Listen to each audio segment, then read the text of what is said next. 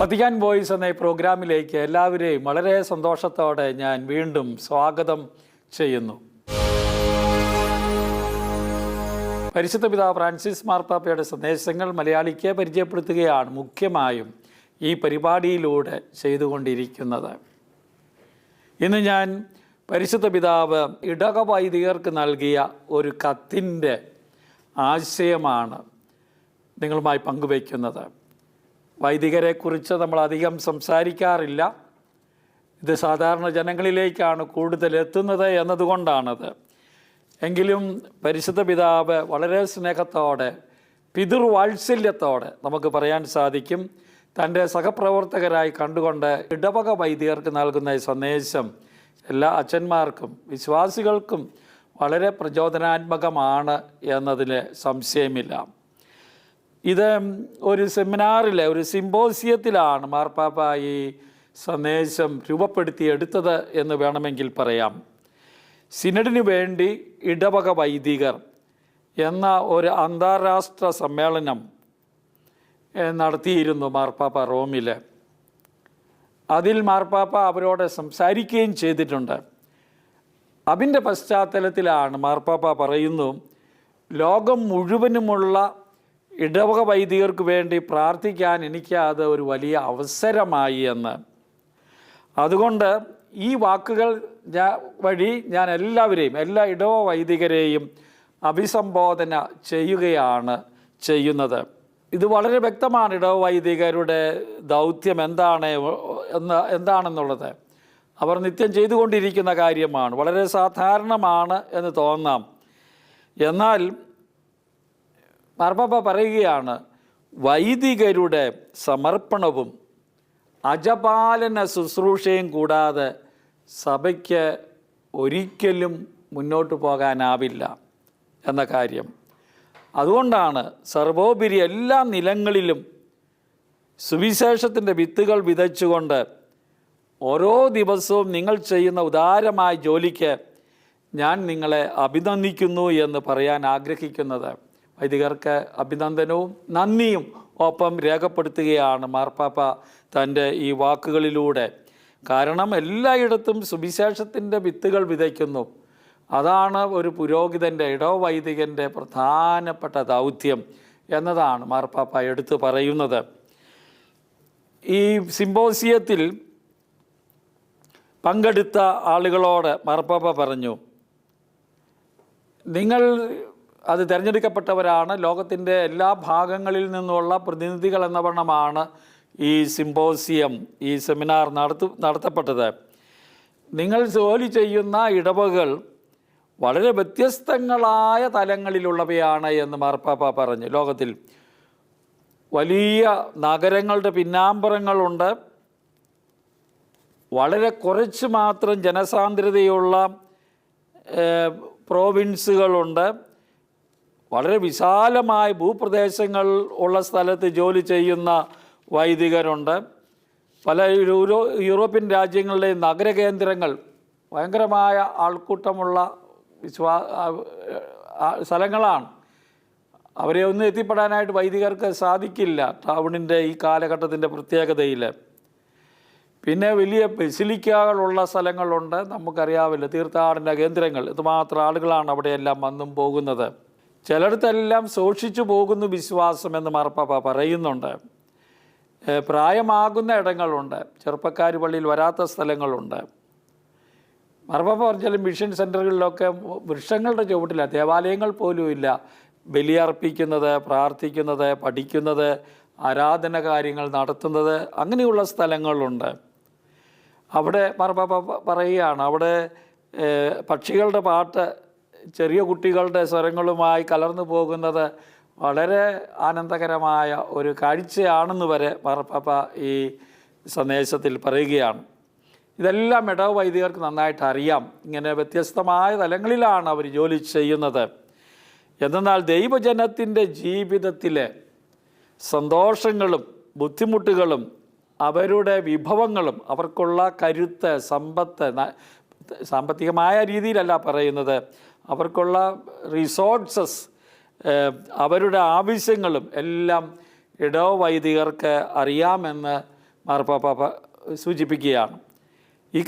ഈ കാരണത്താൽ അതുകൊണ്ട് ഒരു സിനഡാത്മക സഭയ്ക്ക് മാർപ്പാപ്പ ഈ കാലഘട്ടങ്ങളിലെല്ലാം നമുക്കറിയാം 21 മുതൽ 24 വരെയുള്ള കാലഘട്ടം സിനഡാത്മകതയെക്കുറിച്ച് ചിന്തിക്കാനാണ് നമ്മോട് പറയുന്നത്. താഴെത്തട്ടിലെത്തണം. കഴിഞ്ഞ ഒക്ടോബറിലെ സിനഡ് നടന്നു. അതിൻ്റെ ഒരു തുടർച്ചയായിട്ട് ഈ ഒക്ടോബറിലും സിനഡുണ്ട്. അതിൻ്റെയൊക്കെ പശ്ചാത്തലത്തിലാണ് ഈ വാക്കുകൾ മാർപ്പാപ്പ പറയുന്നത് എന്ന കാര്യം നമ്മൾ മറക്കരുത്. സിനഡാത്മക സഭയ്ക്ക് അതിൻ്റെ ഇടവക വൈദികരെ കൊണ്ട് ആവശ്യമുണ്ട് എന്ന് മാർപ്പാപ്പ പറയുകയാണ്. എപ്രകാരമാണ് ഒരുമിച്ച് സഞ്ചരിക്കേണ്ടത്? സിനഡാത്മകത എന്ന് പറഞ്ഞാൽ എല്ലാവരും ഒന്നിച്ച്, വൈദികനും ജനങ്ങളും കുഞ്ഞുങ്ങളും ചെറുപ്പക്കാരും വൃദ്ധരും സ്ത്രീകളും എല്ലാവരും കൂടെ ഒന്നിച്ച് നടക്കുന്ന സഭയെ പറ്റിയുള്ളൊരു സ്വപ്നമാണ് മാർപ്പാപ്പ പറയുന്നത്. എല്ലാവരും ആക്റ്റീവാകുന്ന ഒരു സഭ. എന്തുമാത്രം ശ്രദ്ധിച്ചാലാണ് അത് സാധിക്കുന്നത് എന്ന് നമ്മൾ ചിന്തിക്കണം. നമ്മുടെ സജീവമായ നമ്മുടെ ഇടവകളിൽ പോലും വളരെയധികം ആളുകൾ വളരെ സജീവമല്ല. പള്ളിയിൽ വരാത്തവരുണ്ട് ഓരോ ഇടവകയിലും. അല്ലെങ്കിൽ കൃത്യം ഞായറാഴ്ച ആചരണം മാത്രം നടത്തി തൃപ്തിപ്പെട്ടു പോകുന്നവരുണ്ട്.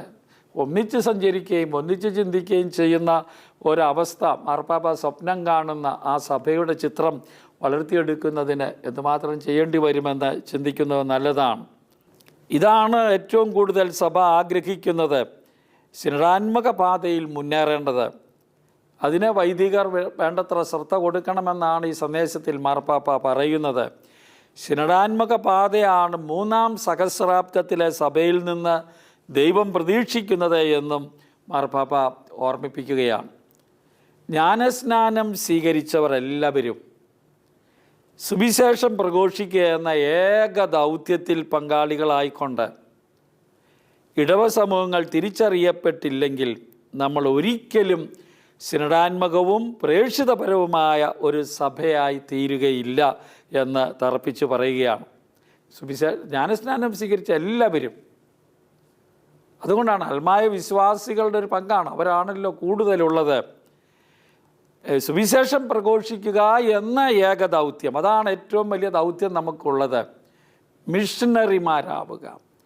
സഭ സ്വഭാവത്താലെ മിഷണറി ആണ് എന്ന് പറഞ്ഞതിനെ നടപ്പാക്കുക. അപ്പോൾ അതിലെ ഇടവ സമൂഹങ്ങൾ തിരിച്ചറിയപ്പെടണം. അതല്ലാതെ നമുക്ക് സിനഡാത്മകവും പ്രേക്ഷിതപരമായൊരു സഭ ഉണ്ടാകാൻ സാധിക്കില്ല. അത് മാർപ്പാപ്പ പറയുന്നു. ഇടവകകൾ സിനഡാത്മകവും പ്രേക്ഷിതപരവും അല്ലെങ്കിൽ സഭ ഒരിക്കലും അപ്രകാരമായിരിക്കില്ല. സഭയെന്ന് പറയുന്നത് ഇങ്ങനെ ആകാശത്ത് നിൽക്കുന്ന കാര്യമല്ലല്ലോ. അത് ഏറ്റവും മൂർത്തമായി ജീവിക്കുന്ന വേദിയാണ് ഇടവകകൾ. അതുകൊണ്ടാണ് മാർപ്പാപ്പ ഇടവകൾ സിനഡാത്മകമാകണം. വൈദികരും ജനങ്ങളും എല്ലാവരും ഒന്നിച്ച് നടക്കണം, ഒന്നിച്ച് ചിന്തിക്കണം, ഒന്നിച്ച് പ്രവർത്തിക്കണം, പ്രാർത്ഥിക്കണം. അത് പ്രേക്ഷിതപരമാകണം. അല്ലെങ്കിൽ സഭ ഒരിക്കലും സഭ എന്ന് പറയുന്ന ഒരു അബ്സ്ട്രാക്റ്റ് ഐഡിയയിൽ അത് യാഥാർത്ഥ്യമാകാൻ സാധിക്കുകയില്ല. മെത്രാന്മാരുടെ സാധാരണ സിനഡിൻ്റെ 16ാമത് പൊതുസമ്മേളനത്തിൻ്റെ ആദ്യ സെക്ഷനിലെ സംഗ്രഹ റിപ്പോർട്ട് ഇക്കാര്യത്തിൽ വളരെ വ്യക്തതയുള്ളതാണ്. നമുക്കറിയാം, കഴിഞ്ഞ ഒക്ടോബറിൽ നടന്ന സിനഡ് 16ാമത്തെ പൊതുസമ്മേളനമാണ് സിനഡിൻ്റെ.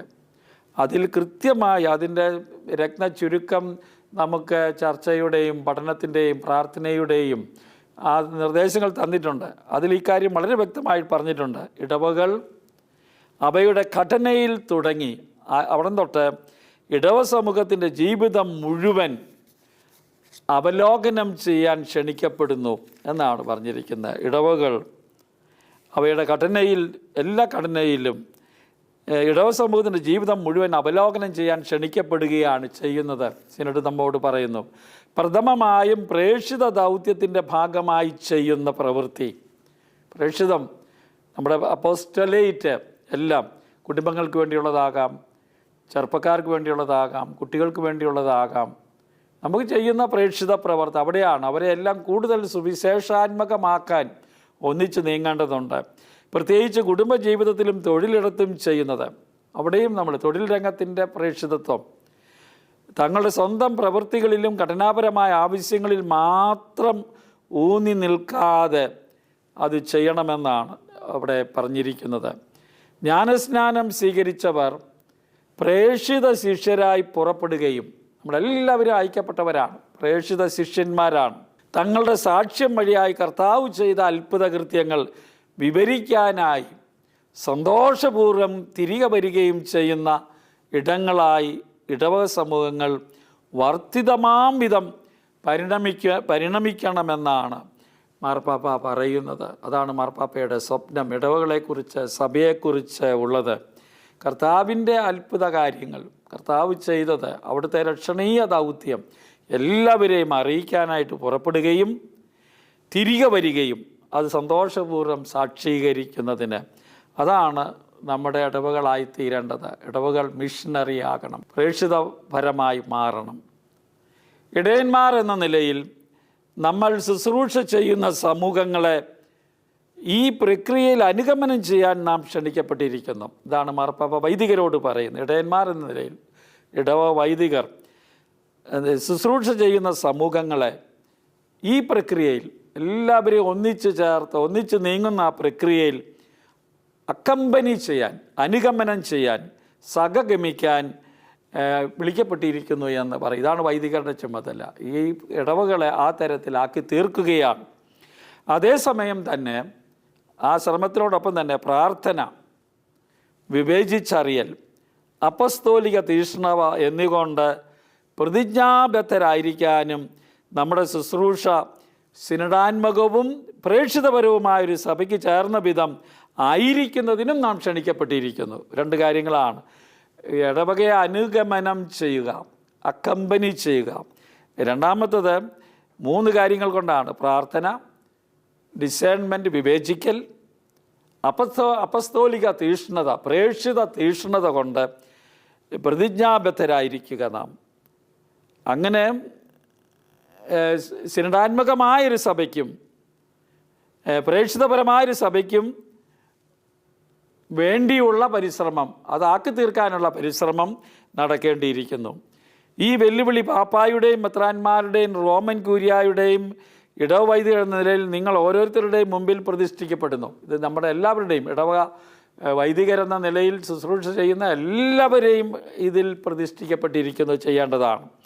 നമ്മെ വിളിക്കുകയും നമ്മെ അഭിഷേചിക്കുകയും ചെയ്ത കർത്താവ് ഇന്നും നാം അവിടുത്തെ ആത്മാവിൻ്റെ സ്വരം ശ്രവിക്കാനും അവിടുന്ന് നമുക്ക് ചൂണ്ടിക്കാണിച്ചു തരുന്ന ദിശയിലേക്ക് മുന്നേറാനും ആഹ്വാനം ചെയ്തുകൊണ്ടിരിക്കുകയാണ്. ഇതാണിന്ന് സഭയെ സജീവമാക്കാനുള്ള പ്രധാനപ്പെട്ട കാര്യം. അവിടുന്ന് നമ്മളെ വിളിക്കുന്നു, നമ്മളെ അഭിഷേകം ചെയ്യുന്നു. എന്താണ് കർത്താവാണ് അത് ചെയ്യുന്നത്? അവിടുത്തെ ആത്മാവിൻ്റെ സ്വരം ശ്രവിക്കാനും അവിടുന്ന് നമുക്ക് ചൂണ്ടിക്കാണിച്ചു തരുന്ന ദിശയിലേക്ക് മുന്നേറാനുമാണ് അവിടുന്ന് നമ്മോട് ആവശ്യപ്പെടുന്നത്. ഒരു കാര്യത്തെക്കുറിച്ച് നമുക്ക് നിശ്ചയമുണ്ട്. മാർപ്പാപ്പ പറയുകയാണ്, തൻ്റെ കൃപ നൽകാതെ അവിടുന്ന് നമ്മെ ഒരിക്കലും വിട്ടുകളയുകയില്ല. അവിടുന്ന് നമ്മുടെ കൃപ തരും ഇത് ചെയ്യാനായിട്ട്. നമ്മുടെ പാതയിൽ, നമ്മുടെ ശുശ്രൂഷയിൽ നമ്മെ ക്ഷീണിതരാകുന്ന കാര്യങ്ങളിൽ നിന്ന് എങ്ങനെ നമുക്ക് സ്വതന്ത്രരാകാനാകുമെന്ന് അപ്പോൾ നാം കണ്ടെത്തും. അവിടുത്തെ കൃപയാൽ, അവിടുത്തെ സഹായത്താൽ നാം കണ്ടെത്തും. അതോടൊപ്പം തന്നെ മാർപ്പാപ്പ പറയുകയാണ്, അതിൻ്റെ ഏറ്റവും ആധികാരികമായ അന്തസത്തയെയും നാം വീണ്ടും കണ്ടെത്തും. അതായത് അതെന്താണ്? ദൈവവചനത്തിൻ്റെ പ്രഘോഷണവും സമൂഹത്തെ അപ്പം മുറിക്കലിനായി ഒന്നിച്ചു ചേർക്കുന്നതും. ഇത് രണ്ടുമാണ്. അത് വീണ്ടും നമ്മൾ കണ്ടെത്തും. അതിലൂടെയാണ് ഇത് നടക്കുന്നത്, സംഭവിക്കേണ്ടത് എന്ന് പറഞ്ഞാൽ പരിശുദ്ധ കുർബാനയിലൂടെയാണ്.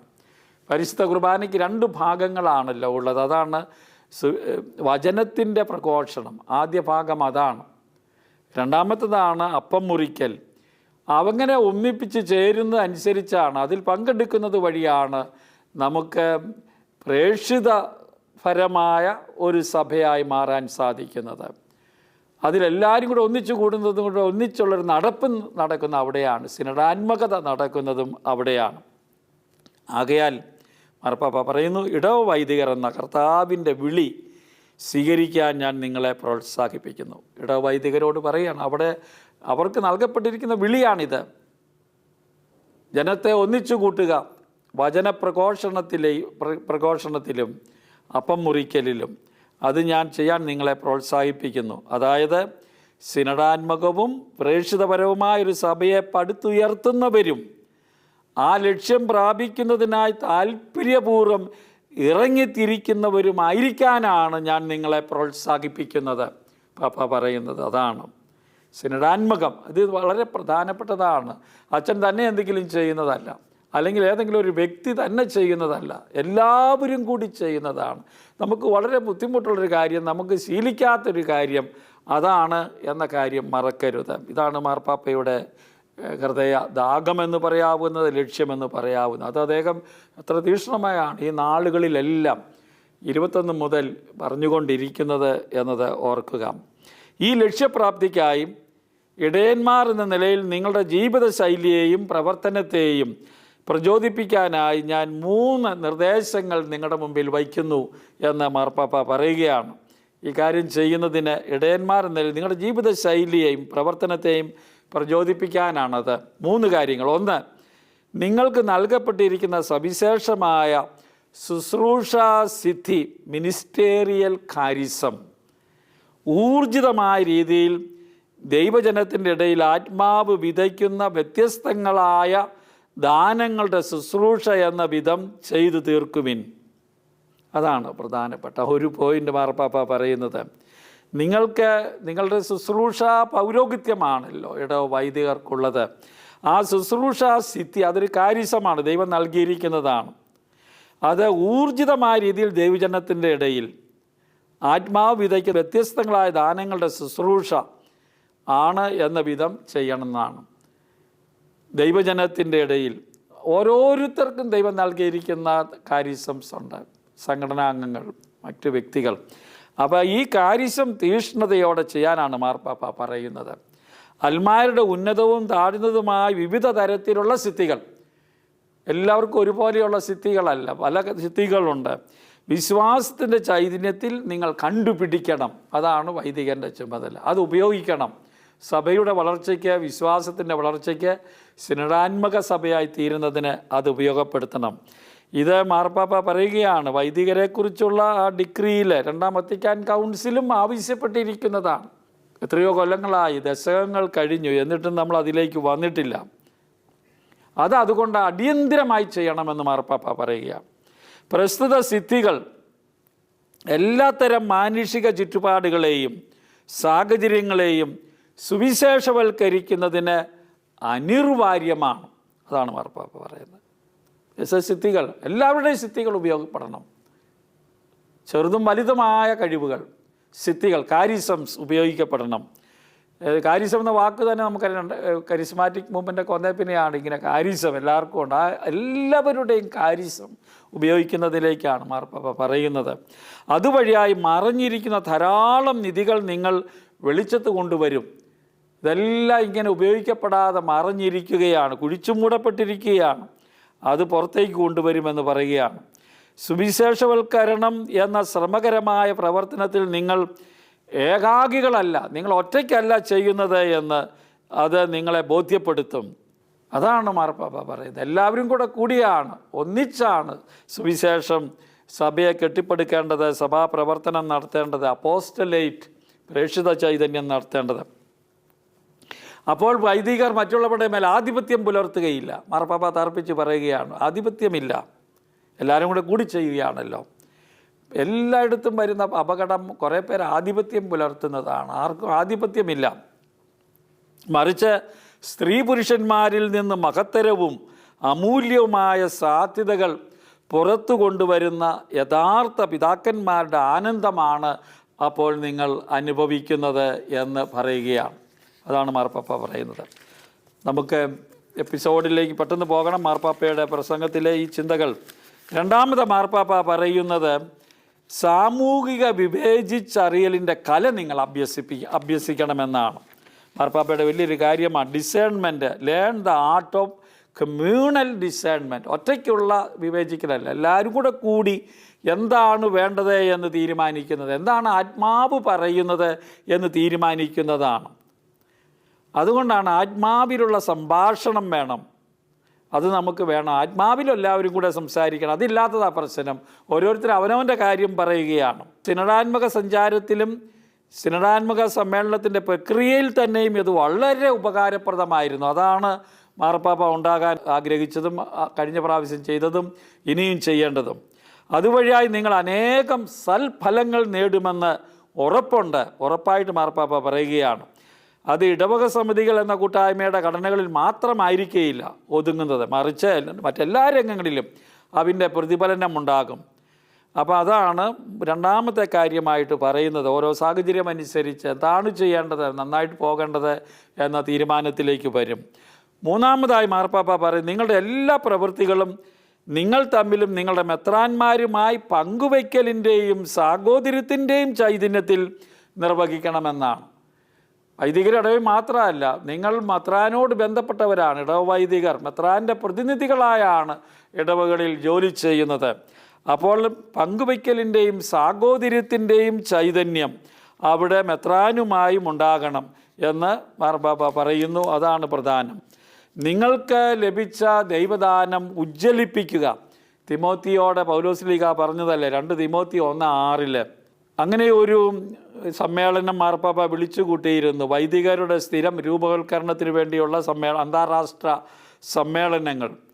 അതും ഈ ആശയം വളരെ ശക്തമായി അവിടെ പൊന്തി വന്നു. അപ്പോൾ അവിടെ ധാരാളം ആളുകൾ വന്നു. അപ്പോൾ അത് പ്രധാനമാണ് എന്ന് മാർപ്പാപ്പ പറയും. നമ്മുടെ കരങ്ങളിൽ പരമേൽപ്പിക്കപ്പെട്ട സമൂഹങ്ങളിൽ കൂട്ടായ്മയും പങ്കാളിത്തവും വളർത്തണമെങ്കിൽ എല്ലാറ്റിനും ഉപരിയായി ആദ്യം ആ യാഥാർത്ഥ്യങ്ങൾ വൈദികരുടെ ഇടയിൽ തന്നെ മെത്രാനോട് ചേർന്ന ഏക പ്രസ്ബിത്തേരിയം എന്ന നിലയിൽ അത് നടപ്പാക്കണം എന്ന് പറയുകയാണ്. അത് അത്ര നമ്മുടെ അജപാലനപരമായ ഉത്തരവാദിത്തങ്ങളുടെ സ്ഥിരമായ സമ്മർദ്ദം. ഒത്തിരി ജോലിയിലാണ് വൈദികർ. ഇത് അത്ര എളുപ്പമല്ലെന്ന് ഞാൻ മനസ്സിലാക്കുന്നു. ഒരുപക്ഷെ ഇത് സമയം പാഴാക്കുന്നതായും തോന്നിയേക്കാം. എന്നാൽ സത്യം മറിച്ചാണ്. യഥാർത്ഥത്തിൽ ഈ രീതിയിൽ മാത്രമേ നാം വിശ്വസനീയരാവുകയുള്ളൂ. അപ്പോൾ നമ്മുടെ പ്രവർത്തനം മറ്റുള്ളവർ മുമ്പ് തന്നെ ഒരുമിച്ച് കൂട്ടിയത് ചിതറിക്കുന്നതായി ഭവിക്കുകയില്ല. അപ്പോഴേ ഒരു തുടർച്ച ഉണ്ടാവുകയുള്ളൂ എന്ന് മാർപ്പാപ്പ പറയുകയാണ്. അപ്പോൾ ഇതാണ് സിനഡാത്മകവും പ്രേക്ഷിതപരവുമായ സഭയ്ക്ക് മാത്രമല്ല ഇടവ വൈദികരെ കൊണ്ട് ആവശ്യമെന്നും പറയുകയാണ്. ഒരു സിനഡാത്മക സഭയ്ക്ക് വേണ്ടി കൂട്ടായ്മ, പങ്കാളിത്തം, പ്രേക്ഷിത ദൗത്യം എന്ന വിഷയവുമായി നമ്മൾ മുന്നേറിക്കൊണ്ടിരിക്കുകയാണ്. 21 മുതൽ 24 വരെ അത് ഇപ്പോഴും അത് മുന്നേറുകയാണ്. ഈ ഒക്ടോബർ മാസത്തിൽ അതിൻ്റെ 2ാം സെക്ഷൻ നടക്കും. അതിലേക്ക് ഒറ്റുനോക്കുകയാണ് മാർപ്പാപ്പ അതിൻ്റെ സൽഫലങ്ങൾ ഉണ്ടാകാൻ. അതിനുവേണ്ടി ഒരുങ്ങാനും അതിനെ സജീവമാക്കാനും തുടർന്ന് നിങ്ങളുടെ സ്വരങ്ങൾ കേൾക്കാനും മാർപ്പാപ്പ ആഗ്രഹിക്കുന്നു എന്നാണ് ഈ രേഖയിലെ കത്തിലെ ഇടവൈദികരോട് പറയുന്നത്. നിങ്ങളുടെ നിർദ്ദേശങ്ങൾ, നിങ്ങളുടെ ചിന്തകൾ അത് പങ്കുവയ്ക്കണം. അങ്ങനെ ഈ 2ാം സെക്ഷൻ സിനഡാത്മകതയെക്കുറിച്ചുള്ള ആ സിനഡിൻ്റെ 2ാം സെക്ഷൻ സജീവമാകണം, കൂടുതൽ ഫലപ്രദമാകണം. അതാണ് അതിന് മാതാവിനോട് പ്രാർത്ഥിച്ചുകൊണ്ട് വൈദികർ നമുക്ക് വഴികാട്ടിയായ മാതാവ്, വഴിയുടെ രാജ്ഞിയായ മാതാവിനോട് നമുക്ക് പ്രത്യേകം പ്രാർത്ഥിക്കുകയും സഹായം തേടുകയും ചെയ്യാമെന്ന് മാർപ്പാപ്പ പറയുകയാണ്. ഈ സന്ദേശം നമുക്ക് ഓർക്കാം. ഇടവ വൈദികർക്കാണിത്. ഒന്നുചേരാനായിട്ടുള്ള സഹകരിക്കാൻ വൈദികരോട് ജനങ്ങൾക്ക് സാധിക്കട്ടെ. അടുത്ത എപ്പിസോഡിൽ മറ്റൊരു സന്ദേശവുമായി കണ്ടുമുട്ടാൻ കർത്താവ് നമ്മളെ അനുഗ്രഹിക്കട്ടെ. പരസ്പരം പ്രാർത്ഥിക്കാം.